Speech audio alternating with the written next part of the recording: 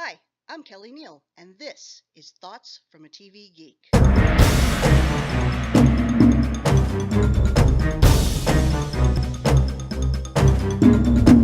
Now, we're going to talk about Thoughts from a Gaming Geek with a couple of special guest stars. Please welcome Nate. Hello. And Benny. Hello. So, guys, what's your favorite game right now that you're playing? Would you like to go first? Oh man. No, you go first. All right. So, I love lore, and in my opinion, few games do lore quite as well as Bethesda games. With each individual dungeon, I get my own personal outlined story. I can figure out, almost CSI detective style, what exactly happened in each individual dungeon that I come across. And currently, I'm polishing off Fallout 4. I finished the main campaign and probably going to start a new campaign just because I feel like I finished all the quests, which is kind of sad to do in a Bethesda game. I've done everything. I've done every quest. I get a little bit obsessed with those games. It's a bad habit. But I love lore in games. Like, just because I don't play the game, I love lore. Just like one of Benny's favorites. Dark Souls. Dark Souls is very heavy on lore, though most people tend to ignore it based on its difficulty and everything else that goes on within the story.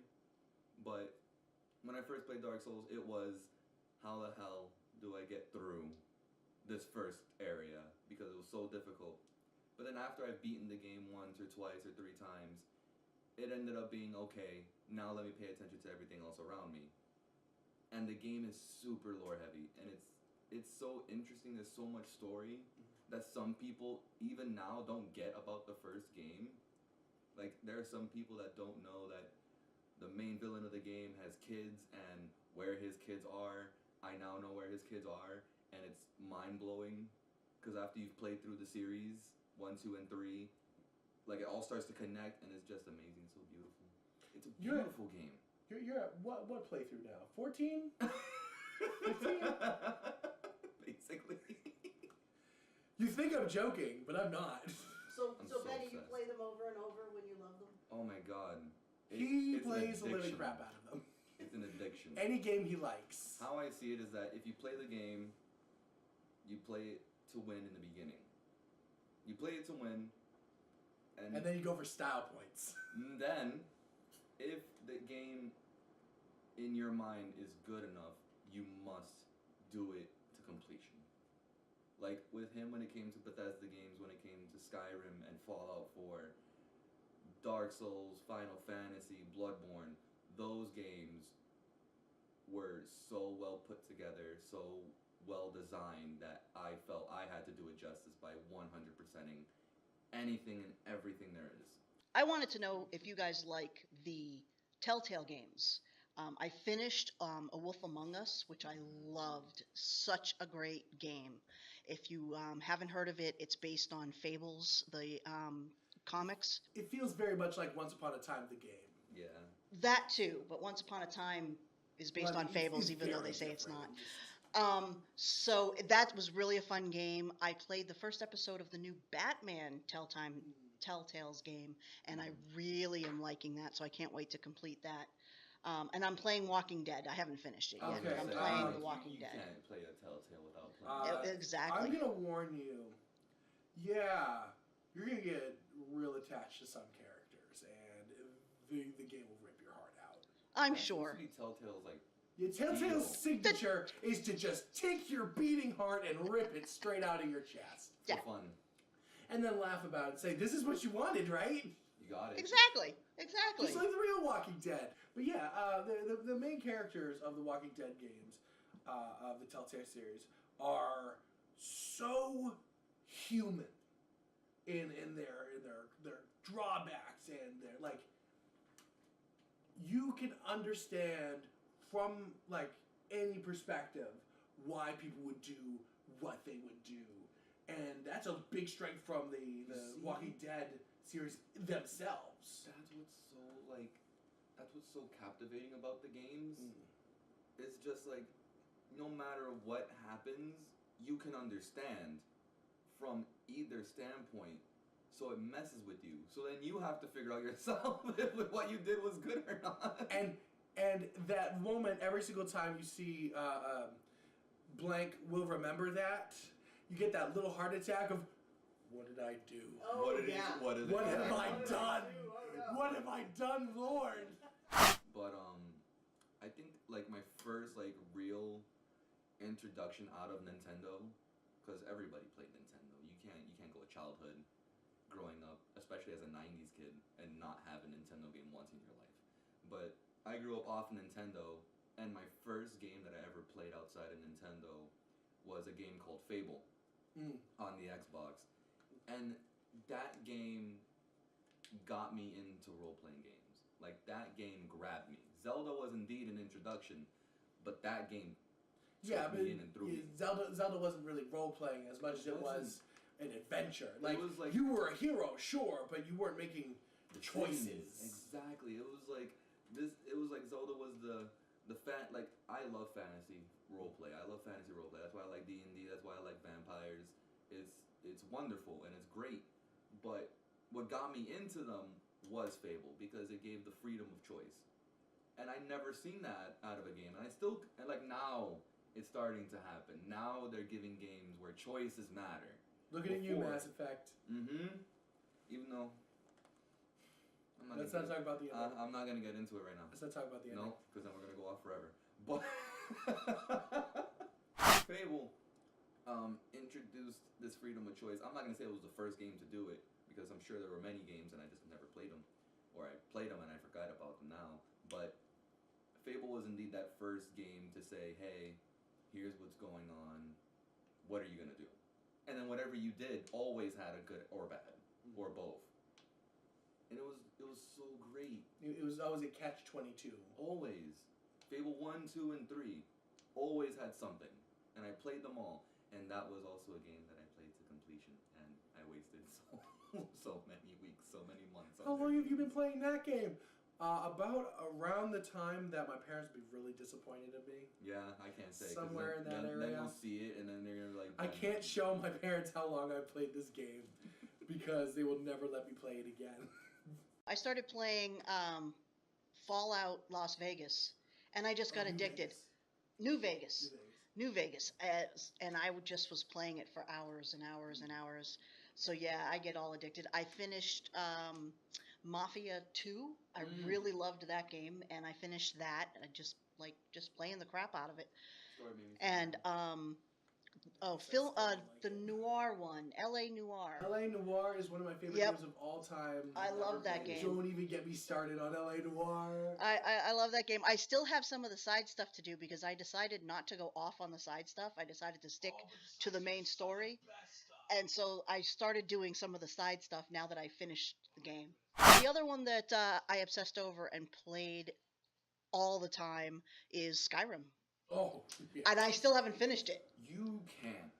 I just because you get I'm even off the main story. I think I'm just like questing here, questing there. Once you walk away from that main story, you're never getting back. I'm never getting back to it. No, but you know what the cool thing is? It's the game that's going to go on forever. I think Elder Scrolls as a series, like even Elder Scrolls Online, like we played it for like a little bit.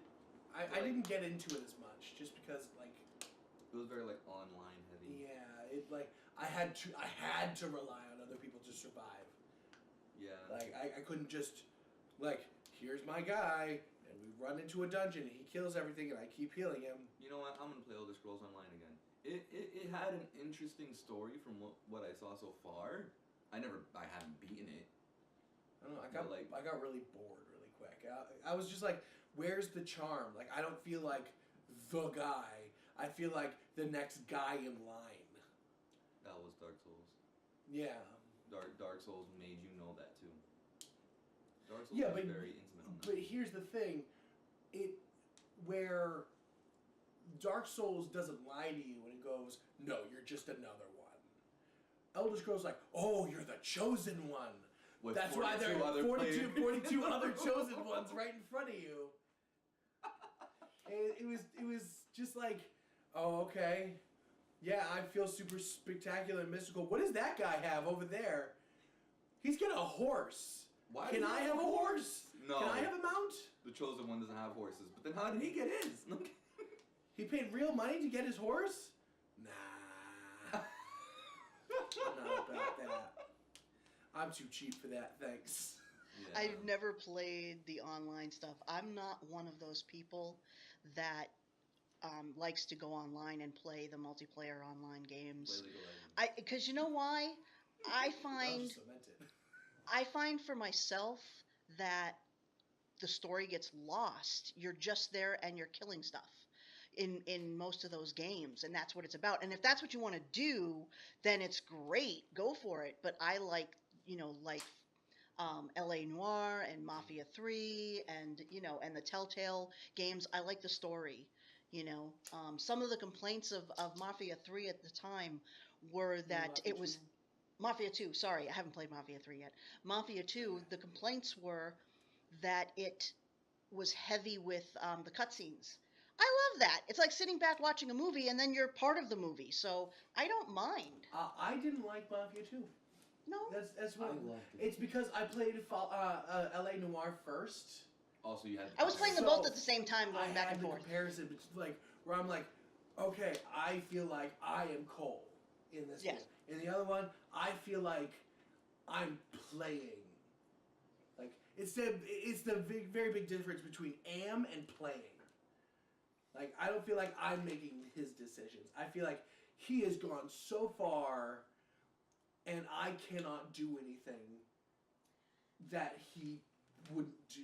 They Like say that for Mafia 3, which of course there's quite a I few heard years in Mafia between 3 them. is like leaps and bounds It's- ahead of it. Because it's a totally, it's a It's a more very different open, feel. where you have a lot of more choices, and that is something. But you got to remember, Mafia 2 is older. It's whereas nowadays a lot of the games are going to the open world because that's what a lot of people like. Yeah, it just felt like almost too on the rails. Yeah. You know what I'm Yeah. noticing? Based off of how we're talking, I think that we get our DM and play style based off of the games we've played so far. He's talking about DM is Dungeons and Dungeon Master for Dragons. Dungeons and Dragons. Also, you can be called a Game Master for other of those tabletop role-playing It'll always be games. DM for me. And we all love Like, those Especially same. in vampires. Yeah, in Vampires too. Especially in vampires, DM is still very applicable. But like as we're talking, it's like we're very lore integrated people. We're very into Yeah. the stories. We're very in like combat's great when it happens. Yep. Fantastic. But it has to feel like But it's it has to supposed be feel there. like there's something there. Exactly. That's why when I play Dungeons and Dragons, I prefer the games where there's like an actual story and you're not just dungeon crawling, because a dungeon crawl's fun, part of a story. But some of that, You know. but some DMs like Nate definitely like throw story in when there's no story. Right. Like no, I Right. do try to put in way more story than might be necessary. I like going like really deep into lore. Granted, I'll be the first to admit, sometimes it gets in the way of the battle. Well, we're also playing, I should mention that we all play in an adventure league, which is part of Dungeons and Dragons, and you can play at your local game store that has an adventure league. And so you're playing these modules that are pre-made modules. And then you also play from some books that the whole book is a world and a story in and of itself.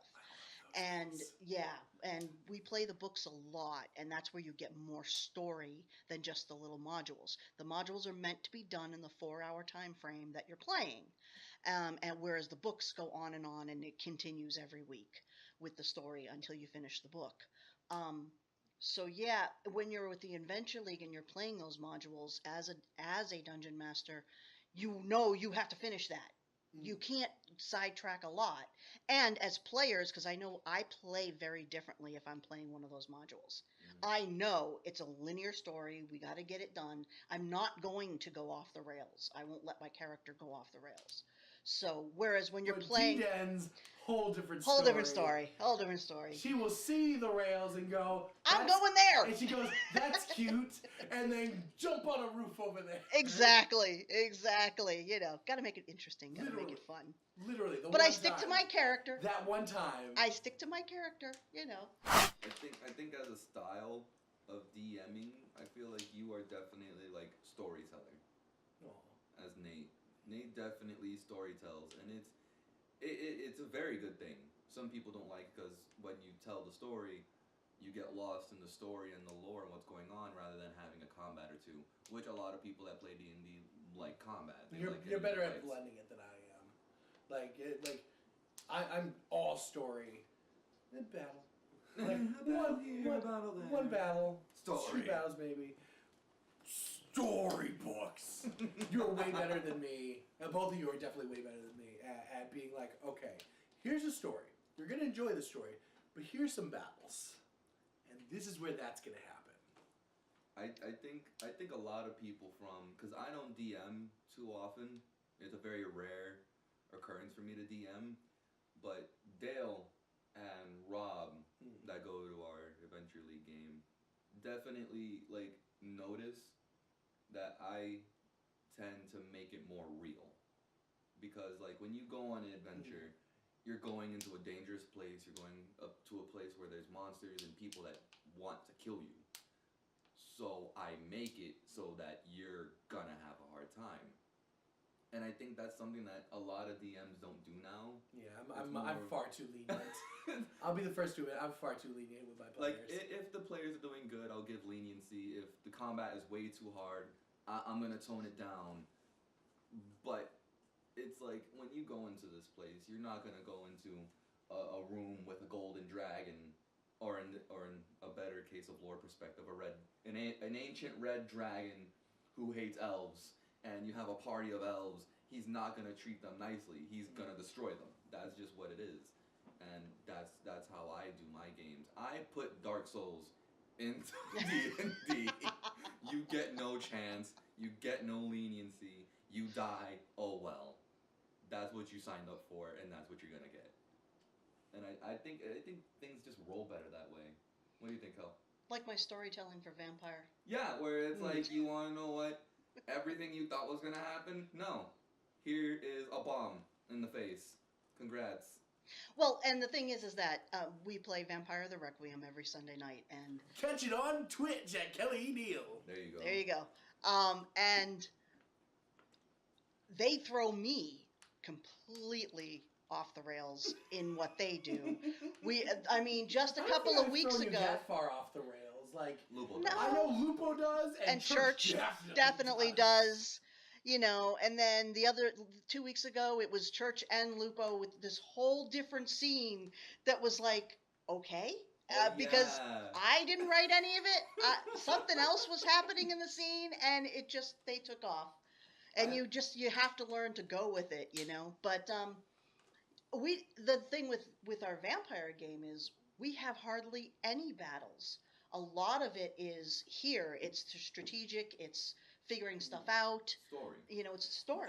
I feel like we're 3 different DMs, as in you're more of a problem solver DM, where you're like, here are the challenges, go for it. Yeah. I'm like, lore, and he's like, good luck. You're gonna die. You might die. I'm not gonna make it impossible, but it will definitely be unfair. Sometimes. You can catch me at Thoughts from a Podcast Geek.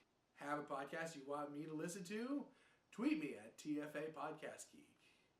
You know, even though I already have listened to it.